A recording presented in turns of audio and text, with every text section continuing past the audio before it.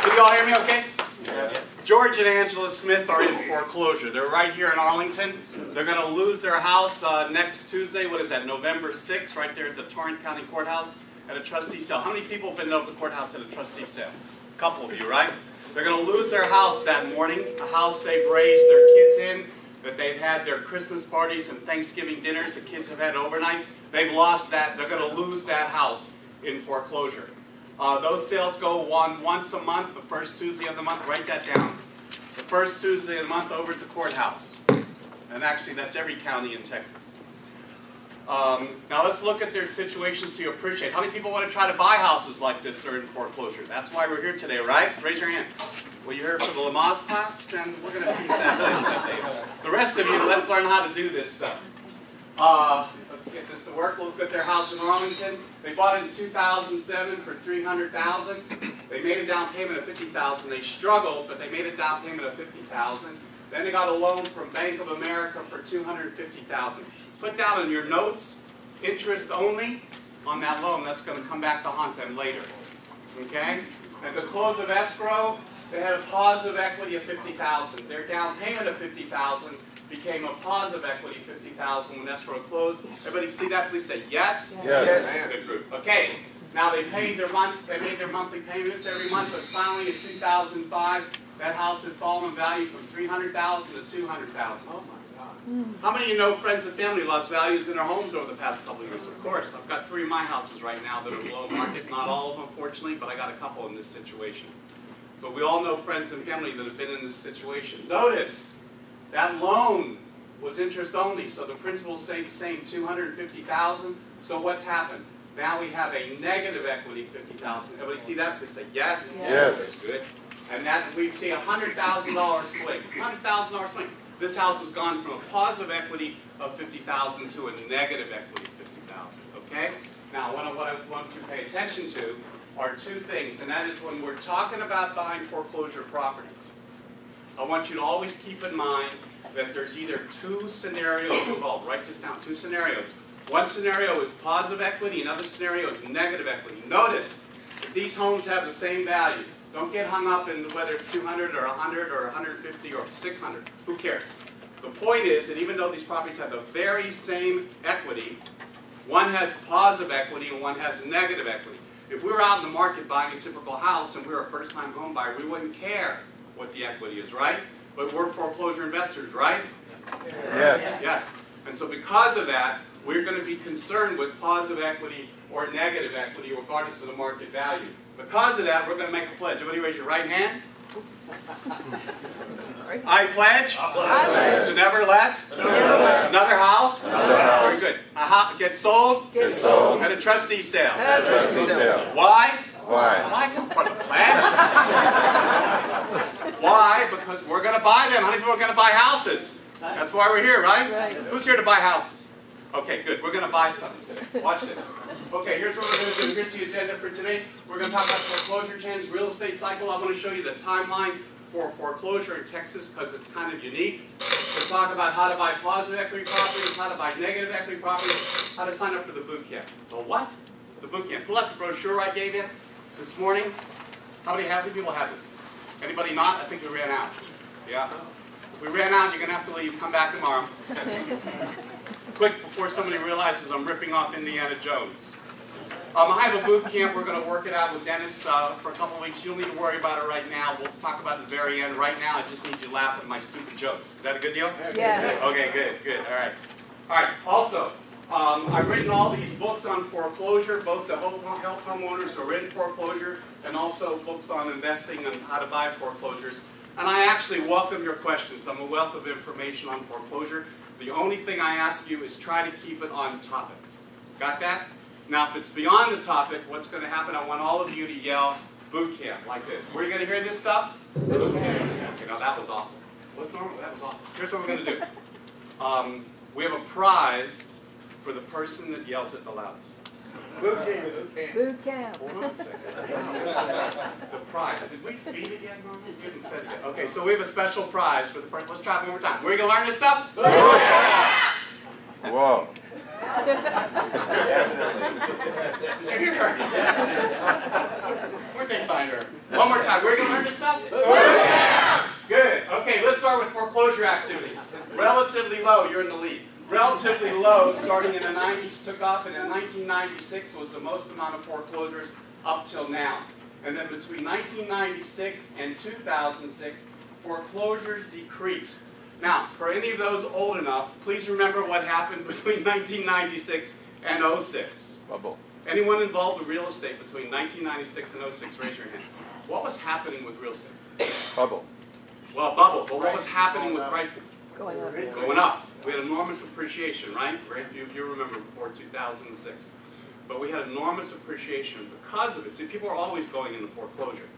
But what was happening between 96 and 06 is because we had this bubble, as you say, and we had this enormous appreciation, people in foreclosure could do one of two things, write this down, to avoid foreclosure. Number one, they could sell their house. How many realtors do we have in the room today? Raise your hand high. We heard you relate. Raise your hands high. So they could go to a realtor and sell a house. It was easy then, wasn't it? What was your name? What is your name? Crystal Womack. Crystal Womack. And were you a realtor? Keller In the downstairs? Yes, sir. Boy, and you were late today too. No, I was on time. Okay. Give everybody your phone number. 817-371-5441. And do you have business cards? Yes, I have you. Do you have 80 business cards for the room today? If I don't have them in here, I can go get them. I would do that right now. Pass out your business cards right now. I want to help every realtor in the room today get business. Should we do that? Help our Yeah. realtors? Yes. Right? Pass out your cards. And besides, realtors, they never bring cards where they go to a networking situation. I don't understand that. She's good. Crystal. Yes. So people could, if they were in foreclosure, they could easily give you their home and you could easily sell it during that period, right? Yes. Because there was appreciation going on. Okay. The second thing they could do, believe it or not, if you were in foreclosure in those years, you could refinance. Right? It's hard to believe now. But, any unemployed mortgage brokers in the room? Yeah? Okay. Are you a mortgage broker? Sammy? So what you could do was, if you're in foreclosure, you could actually get a loan and get out of foreclosure. Now, here's what happened. In 2006, the market changed. Everything went upside down. We stopped having appreciation, so it was really hard to sell homes. Right, Crystal? Yes. And the second thing that happened is all those lenders that gave loans to people in foreclosure, they all went into foreclosure. They all went under. They all disappeared. Okay? And because of it, you couldn't get out of your home in foreclosure anymore. And so foreclosures increased like we'd never seen before. Increasing. 2007 set the mark for the most amount of foreclosures, 2008, 2009, 2010, 2011, 2012. 2012. We have lost 3 million homes in the United States to foreclosure. The numbers are staggering. The only good news I can give you is 2012 will probably be the peak. I think we've ended it now. We have had 9 months up through September that we can look and see how many people are actually in foreclosure. And then the Mortgage Bankers Association looks at people who are, write this down, 30, 60, 90 days late. And then they can extrapolate from that how many people will go into foreclosure. Based on that, 2012 will set the mark for the highest ever, 2012. And that's it. This year's over. And then it's going to start to slowly fall and decrease. Okay? Now let me show you something. While everyone else out there in the public and listen to the media know about the enormous amount of foreclosure activity, you guys are actually going to learn something in advance of what they're being told in the media. So do you want to learn something today? Yes. Okay, get a lot of paper, take a lot of notes. Anybody need paper, by the way? I have a lot of paper here. The seminar, this workshop class meeting, meeting is free, but $100 a sheet of paper. This is how I make money. Yeah. So we got a lot of paper here. Why don't we pass this around for anyone? I want to teach you a lot of stuff this morning. Okay, here we go. So while everyone else is worried about the negative aspects of foreclosures and real estate, I want to teach you some positive things. What I want you to appreciate is real estate goes through very consistent boom and bust cycles, okay? And what you need to appreciate is real estate goes up and down, almost like a roller coaster. And now compared to the stock market, what did the stock market do Friday? Up how much? Small amount. No, okay, 3%, right? It was a really infinitesimal amount. Okay, the point isn't whether it went up and down, because on Thursday it went down 214. What we need to understand as real estate investors is that the stock market is so volatile that we have to follow it daily. But real estate is so stable that we can look at it looking out years in advance. Is that right? So we can predict it. Think of it this way. Make an analogy. Stock market's like a little speedboat going through the water very quickly. Real estate is like a giant ocean liner. And so it goes in this direction. And when it turns very slowly. So we can predict it. Got that? Yep. Okay, now watch this. This is the median price of a home. This is time. Take off my coat. We can warm up and start doing some real work here. You with me? It's okay? Yeah. All right, good. So take off my pants too? No. All right. We had a boom, 1958 to 1965. That's the median price of a home going up. And then it was followed by a bust, 65 to 71. We had a boom, 1972 to 1980, followed by a bust. We had a boom, real estate prices going up, 1986, 1990, and then we had a bust, 1990, 96. Now that bust ended in 1996. Couldn't have been the worst time for me. It's when my first book came out to help homeowners in foreclosure, called Stop Foreclosure Now. I only sold 3 copies, and my mom bought 2 of them. This is the third one. You can see how beat up. It's the last one known that I'm going to put on eBay, sell it for thousands. Yeah. Will you buy? No, I don't think so. Probably not. Probably not. And that was followed by some of the best sustained boom we had in real estate, 1996 to 2006. Anybody here buy any real estate during that period? A lot of you. Good, good, good. Okay. Now, for most of you who didn't buy, do you remember why you didn't buy? Prices were too high, right? It was a balloon. You were worried about it. Okay. So what you want to do is wait until there was a sale again. So the sale is now. Okay? There's a Nordstrom's here, right? Yep. When Nordstrom's has a sale, what do, ladies? Go shopping. So right now there's a sale. We're going to be buying some real estate. Okay, so we peaked in 2006, in the fall of 2006, and we've been going down ever since, right? Yep. Okay, so let's say we're right about here right now. Would you agree? Yeah. That's where we are in the median price of a home. So as investors, what we want to know is, are prices going to stay the same? Are they going to go up? Are they going to go down for the median price of a home? Because we want to anticipate that as realtors. I was at University of Washington. They had 12 economists in the room, and they gave us lots of coffee to stay awake. And what we did is we looked at the leading economic indicators for real estate so we can anticipate where they're going to go. Would you like to know what they said? Yes. I bet you would. Okay, so here's what I'm going to do. We're going to take first a consensus in the room, and then based on that, I'll tell you what they said. So let me give you 3 choices. Let's look around. Let's see what we feel as a group. We're right about here. Let me give 3 choices. One choice is we're turned around, we're heading back up. Choice 2, another year or 2 years. And choice 3, we're just going to keep going down, down, down like my mom and dad think. Okay? Let's try choice 1. We've hit bottom, we're heading back up. Good, very good. Wall Street Journal agrees with you guys. All right, so you got some good support there. Choice number 2, we have another year, 2 years, and then we're heading back up. The majority of people in the room. Okay, good, good. Choice number 3, we're just going to keep going down, down, down, down. Good, because I wonder why you'd be here. Oh my God, go buy morning futures. What? Hey, you want to be funny, get your own seminar. This is my seminar. Thank God nobody heard that joke. Hey, can I use it later? Here we go. Here we go. Now, they're talking about this, write this down, this is the second quarter of 2013, the second quarter of 2013. Okay, and what they're saying is we're going to have an 8-year run. But what do you notice about the median price of a home? Higher than it's ever been before. How many people own real estate right now? Does that make you feel good? Great, that's what this is all about. Okay, an 8-year run with a median price of a home higher than it's ever been before. Okay, so people say, where are we? This is where we are. We're at the starting line. If you want to be an investor, you're here for the first time today, right? Young lady, first time, what's your first name? Carolyn. You're right, it is Carolyn. Now, what I want to appreciate is that we're on the starting line. We're starting right now. How many people feel like it's just starting today? Good, that's the attitude I want. Let me take you someplace you haven't been. First of all, I want to use the golden rule. The golden rule is that we're going to treat these people with respect.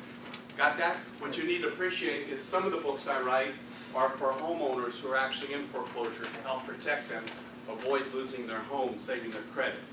So what you need to understand is that, you know the saying, live at the grace of God, go I? Right. That's what we're going to do. We're going to treat these people with respect in doing deal. I think people are with me on that? Okay, good. Second thing I want you to understand is the win-win-win principle. And that is a win for the homeowner because they're not going to lose their home in foreclosure. We're going to save their credit. Number two, it's a win for the lender because they're not going to take back another REO. And number three, it's a win for you because you can buy homes below market, start creating some value for yourself. How many people are going to be into doing that with me? Okay, come along, let's go. Take out a sheet of paper and draw this long horizontal line. I'm going to show you the timeline in Texas for foreclosure, so you know that. Also, there's a sheet they passed out. Did everybody get this? This is, who didn't get this? This is put out on the Texas Foreclosure Timeline. Anybody want this? Yes. Okay, help me pass this out. Would you come on up here and help me do that? Sure. Somebody else want to help out? Okay, draw one long horizontal line. Draw two vertical lines. Over here, put NOD for notice of default. Over here, put TS for trustee sale. Texas is amazing. You know, in Texas, it's such a short period for foreclosure. In New York, Pennsylvania, it's 1 year to 2 years. California, it's 3 months and 21 days. Texas has the shortest foreclosure timeline of any state in the United States. Did you know that? How many people knew that? You know, foreclosure in Texas can occur faster than an eviction in some circumstances. It's really amazing. Watch this. So it starts with a notice of default. Now, how many months behind on your payments is a homeowner before they start the foreclosure? It could be months, right? 3 months, 4 months, 5 months. Depending on the state, every state's a little bit different. Texas is up now to 6 months. So 6 months in arrears before they even start the foreclosure process. Now, the first thing happens is that step one is a notice of default and intent to accelerate right there. Right? And then it's sent by certified mail to the homeowner. And the homeowner then has 20 days to reinstate the loan. Now, if it's a Fannie Mae deed of trust, they have 30 days. Write that down as an exception. But otherwise, they have 20 days in order to come current on all the payments, pay any taxes or insurance that's been paid by the lender, any other kind of fees, in order to reinstate the loan during that 20-day period. The second thing that happens is, let's take this here, is step 3 is a notice of acceleration. It's a notice of acceleration, a notice of sale. That's actually a notice. And what it does right down here, 1, 2, 3, this is non-judicial foreclosure. Number 1, it is mailed to the borrower. Number 2, it is filed with the clerk. How many people have seen that over in the clerk's office filed there? Good. And number 3, it's posted at the courthouse on a bulletin board. How many people have seen that? Good, good. All right. So that's what that's done. And then what that does, it gives notice of the sale 21 days in the future. But the sale actually is always the first Tuesday of the month. Also note that it is the first Tuesday of the month in the morning typically. Okay, and even if there's a holiday on that Tuesday, like July 4th or something, they'll still have it on that Tuesday. And then step 4 is the actual trustee sale. Now, how many people have been to a trustee sale? Raise your hands. A lot of you, here's the good news. We're actually going to have a trustee sale this morning. For any of you who haven't been to one, we're all going to go to a trustee sale. So you know our kids have little field trips and they go in a yellow bus? I rented a little yellow bus. We're all going to get in the bus. We're going to go to a trustee sale. You excited about that? You excited? Who's excited? Okay, good. We're going to do that in a minute. Okay. Now, remember at the trustee sale, the lender that is foreclosing is required by Texas law to bid first. Okay? Write that down.